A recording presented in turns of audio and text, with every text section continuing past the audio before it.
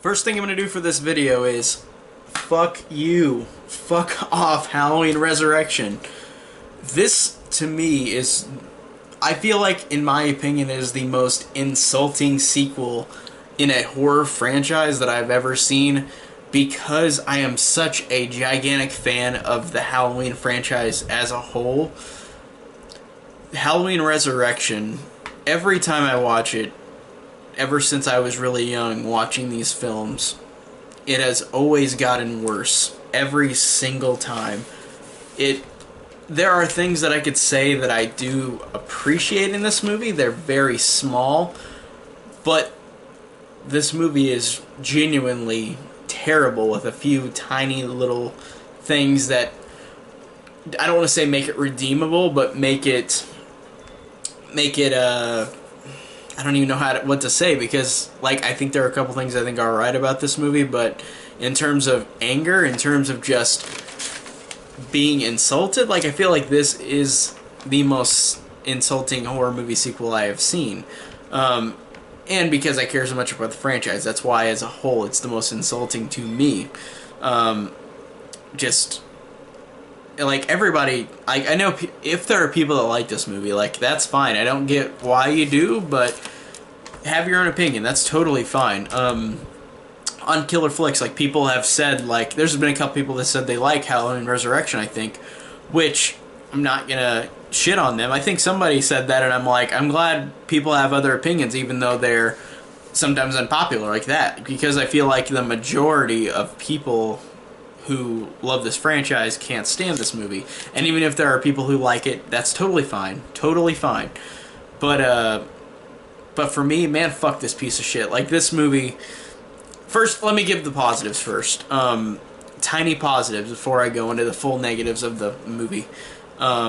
Overall, the positives, Michael Myers looks way better than he did in H2O.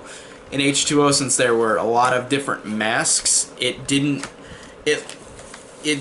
look like, it was so random in how he looked, and he didn't look intimidating, and it wasn't really Chris Duran's fault. It was just they kept switching the mask around and they made it look so different, and sometimes they had a stupid CG effect on it in H2O, so the mask in this actually looks really good compared to that. I'd say it's one of the better masks in the franchise, the Resurrection Michael Myers mask. After the first one, I'd say, and then like the sixth one, and then the Rob Zombie ones. I'd say it's after those. I'd say like, yeah, after the first one, sixth one, Rob Zombies, and then this one, I'd say this ranks in terms of the mask. Because 4 and 5, I don't like the mask. I think it looks really bad, but... and I'm not counting the new one, because the new one hasn't come out yet, and we haven't seen the whole movie in full. But, the mask, I think, was a positive. The mask looked good. Like, it was a cool-looking mask, even though he had kind of froey... not froey, but he had, like, curly hair. Like, I looked at it and thought, that is different than any other mask. But his facial features and how blank it is did remind me a lot of, like, the first one or the sixth one. Like, it had a good... Like, the mask had a good look to it. Like, it looked way better than it did in H2O. So the mask was good. The score is totally fine. The score is totally fine in this movie. Nothing to write home about. Nothing terrible. It's a little generic in a way, but overall the score is totally fine. Just not anything special, but... So, two things. The mask, the score, and then the final girl, Sarah, who has some bad acting moments in this movie, but I think I did like this character, and I did like the fact that this movie, this is the only Halloween movie after the second one that after Laurie Strode is killed, they don't focus on any family member of the Myers, because of course 4, 5, and 6 is erased out of continuity. So like his grandson Steven or whatever would be alive, but like he's not canon anymore. So there's no other Myers family members in this continuity for Michael to chase after. And I like the fact that, like the first movie, when it was just the first movie and it didn't have the brother-sister angle like the second Halloween film, I did like that idea that Michael was just like these people were invading his turf, invading his home, and he literally just like the final girl wasn't related to him, and that to me is something that I think is actually really underrated about this movie. So, and like I said, and the main character Sarah is fine. She's not anything special. She's got a few bad acting moments, but I don't blame anybody. Everybody's not very good in this movie because this movie it felt like nobody wanted to do this because literally this is just an insult to what came right before it. But those three things, the mask, the score, the final girl, totally fine. Everything else fucking sucks. I hate everything else in this movie, but those three things are okay, passable things in this movie. Like, they're totally fine. They're stuff that you would have expected, even if it's in a bad Halloween movie. So it's not like amazing, but it's totally passable, those couple things. Now, starting out, everybody talks about how this should have just been completely ignored because Halloween H2O, whether you love that movie or hate it, or in between, the ending, I feel like so many people, whether they love or hate the movie, can at least give it that the ending was a proper send-off to Laurie Strode, this character living in fear for 20 years after the first night, Halloween 1 and 2, in 1978. Living in fear for 20 years, hiding her identity, going in California as a head mistress at this posh, secluded, school. Hiding from Michael, afraid he's going to come back because they never found his body in this continuity in H2O. And her standing up to Michael, standing up to the fear, standing up to him and killing him, literally cutting his fucking head off. Standing up to him. I love the fact that if this movie was not made, then we would, and I don't know if we get the new Halloween if we didn't have this one made, but if this was the last one, this would have been perfect because then we wouldn't have had any other movies where Michael comes back. And this would have been a unique thing in a horror franchise that's long running like this. Because Freddy comes back, Jason comes back, Chucky comes back. They always come back. And of course they've had movies like that too, like Freddy's Dead, where it says in the title he dies but he comes back in Freddy vs. Jason. So, but I really wish that if this was not made and H2O was the last one, that would have made that movie more unique, whether you like it or not, because she actually literally killed him. She killed the evil. That's something that is not seen in a horror movie much, in a franchise horror movie especially. So it literally is thrown out the fucking door. It doesn't matter that she conquered fear. She literally, apparently, Michael, in his moments before the end of the H2O, switched clothes with the paramedic, put the mask on the paramedic, crushed his larynx so he couldn't speak, and then Michael apparently just fled, and then Laurie took that guy and thought it was Michael because he was wearing the Michael Myers suit and mask, and she beheads this guy who's an ambulance driver with 3 kids. And that's the most anger-inducing thing about this movie for me, is that it literally destroys everything that H2O set up, and set up a proper way for this character to finally defeat the evil, to defeat the fear, to stand up after she's lost everything almost. And it doesn't fucking matter. He comes back. She's in a mental institution.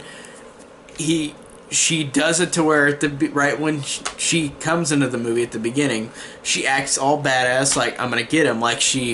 She has this thing rigged up on the top in this mental hospital where up in the roof, where she does get Michael pulled up by a rope, and then she's gonna kill him.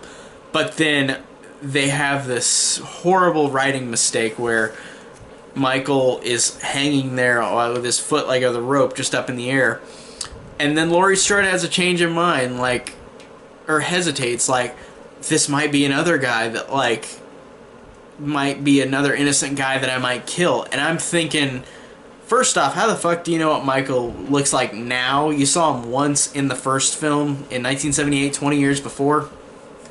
He might look different 20 years later, more than 20 years later now, since this is like 2001, and then the next part of Resurrection is 2002, but the Laurie Strode part is 2001. So like 23 years, Michael Myers would have looked different even if you saw him at a quick glance in the first movie when he takes his mask off briefly. So she thinks that she could take his mask off and know if that's him or not, which completely just gives off such stupidity. And then she says, I have to be sure. She tries to grab the mask. He grabs her. He throws her off while he's hanging, and then he stabs her in the back with a knife. She kisses him on the mask and says, I'll see you in hell, and then falls from a distance, like off the roof, onto the ground, and Michael just walks away, gives back that creeper guy who knows all these serial killers, like with the Halloween mask, like with the clown mask, and then he's just gone, and like it starts the rest of Resurrection that's actually the movie. But and I don't blame Jamie Lee Curtis for this, because apparently, and I've heard interviews of her talking about this in H2O, she was not made aware until the movie was just about to start shooting, where everybody had been starting to get paid. Everybody was set to be in this movie. All these actors, stunt people, everybody, they were already ready to be in this movie. But then at the end result, right whenever they started filming, they literally said that there's a clause in the contract with Mustafa Akkad where you literally cannot kill off this character. And she was mad, of course. And then, of course, she wanted to jump ship, and then, like, they kind of convinced her to do H2O, but still, it just didn't, like she knew at this point that, like, Michael Myers won't be dead at the end of this movie, but she wanted it so bad. She wanted this story to be like, we're going to kill him, he's going to be dead, this is the end of it. But then she, of course, had to be in the next one, so she said that she'd do like a 30-second cameo, but then apparently she did do it longer. Like, I think she's in the movie like 10 so minutes, maybe 15 at the most. But in this movie, she was forced to be in it, and then either her thought process or somebody else's, was that she needed to die because she didn't want to keep hanging on to limbo for this character. Like, she doesn't want to come back. They already insulted her already, so she gave us the biggest insult. But I don't feel like it's her fault. Like, I feel like if I was in her position where, like, I was gonna make this movie and I literally couldn't get out of it after they said, we can't do what you wanted, we can't kill off this guy, I would be mad as hell too. And then, like, I'd be like, yeah, kill me off in the next one, because you clearly don't care. And again, these people do not care about these movies. And I know it's like, I'm like a fanboy of these films, and I really do love them and really appreciate them. And the people who make these movies, for the most part, are there to make them for money. A lot of them do not care. And that's nothing new with studios. Studios, directors, producers, some of them don't even care for franchises or films. They just want to have it made for money. This was one of the most obvious examples to be made for money, where you literally killed him off. You made a stupid-ass reason to bring him back, and then kill off Jamie Lee Curtis. Just already insulting right there. Such a bullshit reason to have this movie exist. Like, it just makes me so mad. And like, to have her in it and die in 15 minutes into the movie. And I just think that it really annoyed me. And then we get to like, it cuts to a year later, because it's Halloween 2001, I guess, where Laurie Strode is killed. And then cut 1 year later to where this character named Sarah, who is at Haddonfield College, her and her friend Jan and her friend Rudy, but all win this contest to be part of Dangertainment, which, this is where it gets fucking dumb, and I'm just gonna sit there, like, try to keep a keep a honest face talking about this stupid ass shit. But like, they are chosen to be part of Dangertainment, run by Tyra Banks and Busta Rhymes, and it's literally an internet celebrity thing where like they go in to the Myers house to stay the night and discover clues to why he might be evil. And if you didn't think that was fucking dumb, like, it gets worse. But like, that is just, you already kill off Laurie Strode in a stupid way and bring Michael Myers back in a stupid way, but then you have it to where you have fucking Busta Rhymes and Tyra Banks running a TV reality show. This and Halloween, like, this is the farthest away from Halloween I feel like in any of the films. And Halloween 6, people complained a lot about that movie and how it's so far away because it's got a cult running Michael. That's closer than this, because that one at least isn't mind-numbingly stupid. It's just really inept in how that movie was, the theatrical cut of 6 was made. It just didn't make any sense because there were so many people involved with that. Again, people who don't care. People don't care about these movies. And so it's got, so the character Sarah, who's an alright character, like at Haddonfield College, and her friends Jen and Rudy, and Jen, played by Katie Sackhoff, which I really feel bad saying this because I love Katie Sackhoff. Whew, but this movie, she is, oh my god, she is terrible. She is so obnoxious, and I know she's doing it on purpose. She's not trying to be, I mean, she's trying to be obnoxious, but I feel like she's not like that in anything else I've ever seen, but she just pisses me off. So annoying. People think Tina's annoying in 5, but I like Tina. And this one, that Jin character was just so stupid and fucking, like, so annoying and obnoxious in the way that I thought that Tina wasn't. So, it's Sarah and Jin in their room, and they're like, and Sarah's like, this shy girl, kind of like Laurie Strode, which is a cool touch, because like she reminds me of a girl like Laurie Strode from the first movie, where he's just following a girl. I mean, not really following her, because they go into the house and he comes back, but there's this weird ass scene where Sarah and Jen are talking about, like, Sarah doesn't know if she wants to do it because she's shy, and then Jen's like, yeah, we'll do it, or I mean, we gotta do it because then they'll see my face, and then she just says our face, like Jen just wanting to be a celebrity. And then there's this weird ass kid, this weird ass college student who comes in from the outside, like into their dorm, and he says, don't go into that house. That's where he did all of his murders. That's where he saw, like, his sister naked and he stabbed her to death. And then, like, while he's saying this stuff, there's this random panty round thing, like a panty ring that's just sitting there, where like there's a lot of different panties just right next to the fucking door to the dormitory, just a ring of like panties just that you could spin around, and he's touching them and fondling them while he's saying this weird shit. And I'm like, if I was a girl, I'd be like, get the fuck away from my panties. But I also, if I was a girl, I wouldn't put my fucking panties on a panty ring right next to the fucking door to the dormitory, out to the hallway. Like, that is so stupid. Like, what? Again, just mind-numbingly dumb. I don't understand why there's shit like that. And he finishes this story about, oh, don't go in there, Michael Myers is bad, blah, blah, blah. And then he just makes this blood-curdling, meh, meh, and then, like, they just push him out. What? Like, that... Oh my god, like, I don't get it. It's so, scenes like that are so fucking awful in this movie. Like, it's so terrible. So terrible.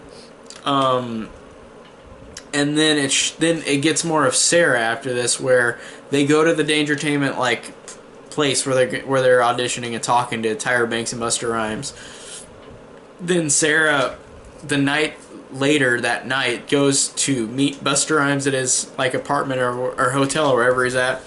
He's watching Chun-Li, which will play into the plot, which fucking plays into the plot. He watches Chun-Li, and that story arc finishes at the end of the movie. What? Oh my god.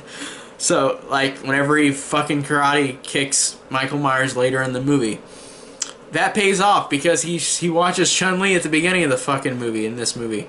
But it has him watching Chun-Li, then he goes and talks to Sarah outside, and she's like, you know I'm not like the others, and he's like, yeah, you're not, I know you're not like the others, you know you're not like the others, that's why you're good, that's why you're gonna be big. Just, Busta Rhymes in this movie, I don't know what, like, I don't know if they told him to talk to say stuff like this, but there's some shit in here, like, he just says stuff that I don't even understand what the fuck in context he is meaning. It just makes no sense. Like, he says, you are the big deal, to her whenever she says, I'm not like the others.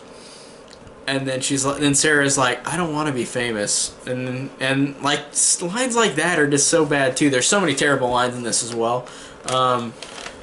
There's a line between Donna and that black hair dude, I forgot what his name is, the one with the kind of goatee.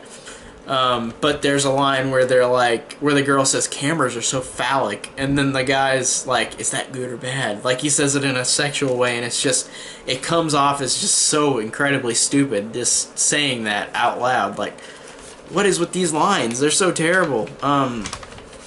And then we get farther into the movie where Tyra Banks is talking to this guy who's setting up the cameras. And this is so stupid, anybody else would notice this, but Tyra Banks gets up, makes a fucking frappe. Michael Myers comes in, impales that guy with a pike from the camera, which, what the fuck, why would a camera have a sharp-ass pike at the bottom? Like, literally, like, a pike that would cut your finger open if, like, you just touched it. Like, that, just so stupid. And it's just so dumb. And then, like, it shows these characters go into the house, into the Myers house. They lock them in. They don't know Michael's in there with them. And then there's more stupid-ass lines where that guy with a goatee is like, you know, Donna, you got nice legs. What time do they open? And these lines, just, to me, just, like, there are stupid lines in all these sequels, but, like, in this one, it's the worst, and it's just so obnoxious. Like, they don't want to be subtle. They want it in your face, in your face, in your face with these dumb lines. Ugh, so dumb. But then we get the story of Deckard, who, this character who Ryan Merriman plays. You know, he was from, like, a lot of these Disney Channel original movies, like Luck of the Irish. If anybody knows what that is, tell me down below, but I don't think anybody, unless you grew up my age, I don't think you know. But, Ryan Merriman, and he was in Final Destination 3 as well, right after this, like a couple years after this. But it starts the second storyline, where this character, Deckard, he's like pen pals with Sarah, and he says he's like a college student, and he's not, he's like in high school. But, like, he becomes the point in the movie where, like, he helps her out. So basically it's just the whole movie until the end is him with a group of friends at a party watching this on the internet happen while they get killed, and he kind of helps her out at the end. But it's kind of, I mean, it's not pointless, but it's kind of like it's like, okay, it's an interesting, alright, like, little side story of the Deckard character, but, like, I don't know, like, it was different, but it was just like, it wasn't as bad as some of the terrible things in this movie, but it was okay. So, and as the movie goes along, there's really nothing of note. It just gets more stupider and more annoying and so obnoxious that it just...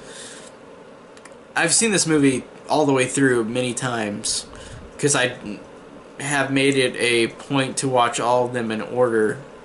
And this is the first time I've had the breaking point of almost shutting this off halfway through, because it got so boring and so stupid that I was sitting there like, can I even make it through this? Like, and I stopped. I went and did something else, came back after a while, and then finished it again.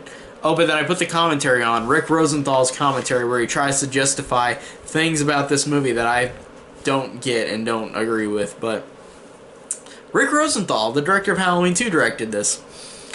Halloween 2 is obviously the better movie, but man, how, like, I don't get how he made it this terrible. Like, seriously, like, I don't even understand how he...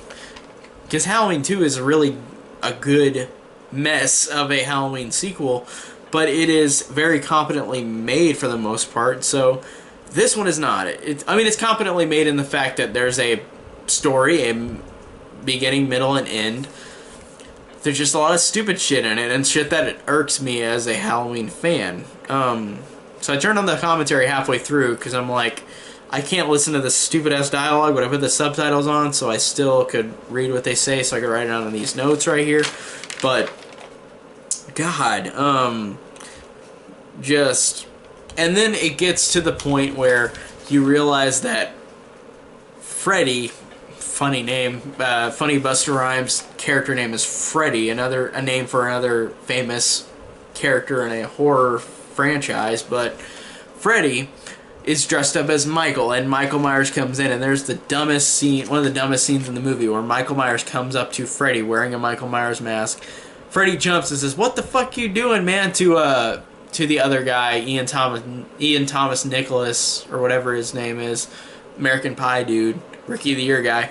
Where he dies earlier in the movie, and they think that Busta Rhymes thinks it's him in the Michael Myers mask, but it's obviously Michael Myers, but he doesn't know that.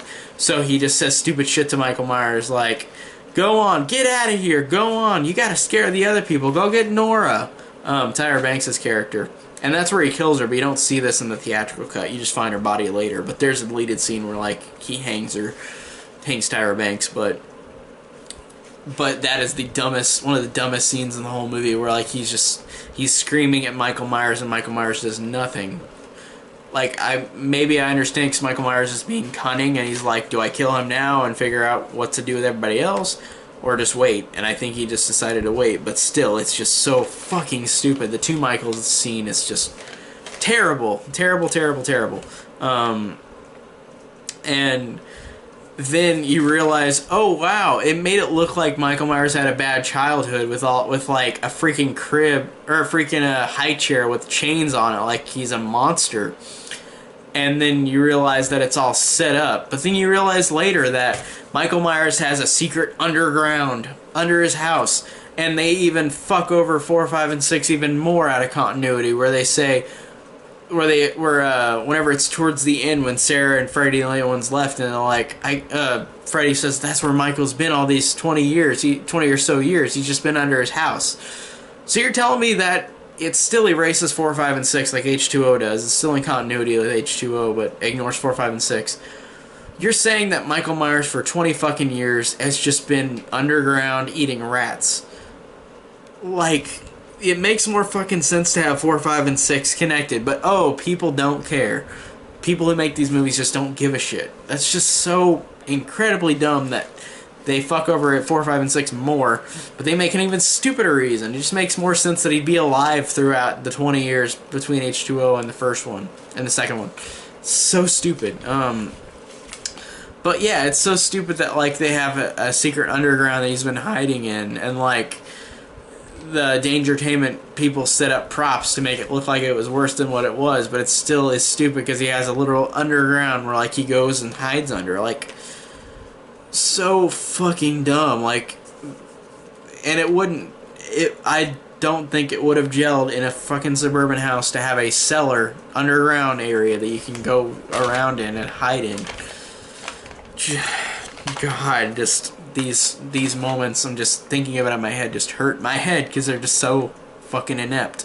And then Jen, the character who I was so glad to get to die, but she dies in and I want to say unrealistic, but these movies aren't realistic anyways, but such an unrealistic way of killing Jen, because he literally, they think that it's Freddy because Freddy was wearing the Michael Myers mask, but it's Michael Myers that goes up to Jen at the top of the stairs.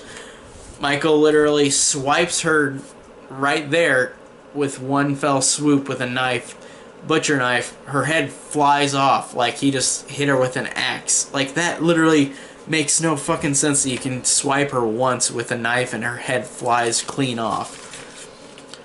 And like I said, I'm not trying to look for realism in these movies because they're not realistic, but But that was just extremely far. I was like, just end already, just end. Oh my god, just end. And then then whenever it's just Sarah and Freddy, they're running around the house, and Freddy, his Chun-Li thing, story arc his story arc pays off with Chun-Li, where he watches Chun-Li on TV. He uses the fucking karate kick on Michael Myers and kicks him out a window. Just so incredibly stupid. Just, oh my god, just, it makes me so angry just talking about this on camera. Man, fuck, just so horrible. And then it ends in a garage where Sarah is trapped in there and finds Nora like hanging. She slips on her blood. Then Michael's about to get her, and then, oh, Busta Rhymes is there to save the day. He breaks through the door and he says, "Trick or treat, motherfucker." And then him and Michael fight, but Michael literally beats him down and throws him into a wall. And then Sarah, like, gets Michael trapped where she, like, has a chainsaw running at him, and then, like, he gets caught in wires and, like, the place lights on fire, and then they escape. But I don't know what to think. Like, that's not the worst, like, part of the movie, the ending, besides the stupid ass lines from Busta Rhymes, but like, that's okay being in the garage and it burns down, but it, like, they could have made it way better, that scene in the movie. And I don't understand, because after this, Michael Myers, like they take his body and it's burned up, and then all the paparazzi come in or whatever, or all the news people come in, and they're like talking to Sarah and Freddy, and they're talking about Michael Myers, and then Busta Rhymes has this dumb line which I don't fucking understand, where he just says, like, they're talking about Michael Myers, and then he just says, "Michael Myers isn't a sound bite, he's a killer shark with baggy ass overalls." Is he trying to say, like, yeah, Michael Myers is an unstoppable killer, but what the fuck does that mean he's not a soundbite? Like, they didn't even mention a soundbite. What the fuck? Like, just so stupid. And of course it ends to where it implies a sequel, which we'll never get, because fuck this movie. Because it ends where Michael Myers is burnt up like Halloween 2, except for this time he's not as burned up, because it is not an explosion, it just gets burned in the fire a little bit in the garage in this movie. But there's an there's like the people from the, like, examining the dead bodies, and like this guy comes in, he says, "You got a celebrity," and then the girl's like, "Ooh, give me my checkbook," like sarcastically, which I thought was a kind of funny line. But then he says, "I'm not kidding, it's Michael Myers." And then she goes, "Michael Myers?" And then he walks out. She, of course, opens the bag. There's burnt up Michael Myers. She just opens it up a little. Michael's eyes open up. End of the movie.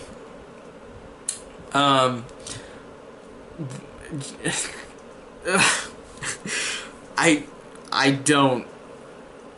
don't know. I don't understand this thing. Like I can say, like I said, I could say a couple positive things about this movie, but they're not like positive in the way where they help the movie. They're just positive in the way like, oh, that's perfectly adequate, like the final girl, like the score, like the mask. But out of all the things in this movie that are so incredibly insulting and so incredibly stupid, all the stupid lines, killing off Laurie Strode, bringing back Michael Myers in such a stupid, convoluted way, having no dignity with this movie, in which they have a celebrity internet thing at the Myers house, like that. Just dignity is out the window. Like, everything about this franchise in this movie is gone, aside from a couple tiny things, but those don't even make it even the least bit like watchable. And like I said, this time, halfway through, I was like, I don't even know if I could, like, if I should finish this. And like I said, I waited, I held off, I went and did something else. Then I put on the Rick Rosenthal commentary because it's interesting in how he tries to justify how bad this movie is. But just God, fuck this movie, and I'm so glad that, even though it sucks that they erased every movie out of continuity in the new one, I mean, it doesn't suck, it's just a different interpretation now. It's not like H2O where they didn't care. These people in the new movie care. They're just making it their own interpretation of it. So they didn't want the brother-sister thing, so Halloween 2 and every sequel is out the window, but this one, this one I'm so incredibly glad that it's just out of continuity for good. Like, just fuck this. Like, seriously, one of the worst, most insulting, like, sequels I've ever seen. Insulting to everything that made this franchise great or even alright. Even the sequels that are just okay, none of them get as bad as this. At all. Like, the other ones are perfectly, for me, perfectly serviceable, perfectly watchable, even if I don't really like them that much. Like 5, there's a lot of things I dislike about 5. 6, the theatrical cut is so fucking inept that, like, there's things I dislike about that too, but those are still way watchable and way more fascinating. This one is just so unfascinating, so horrible, so insulting. Just no dignity for anything in this franchise with this movie. Just, I can't stand this movie. Like I said, a couple few things that I think are perfectly serviceable in an obvious, stupid way, but overall, this is the worst, most insulting sequel I've ever seen.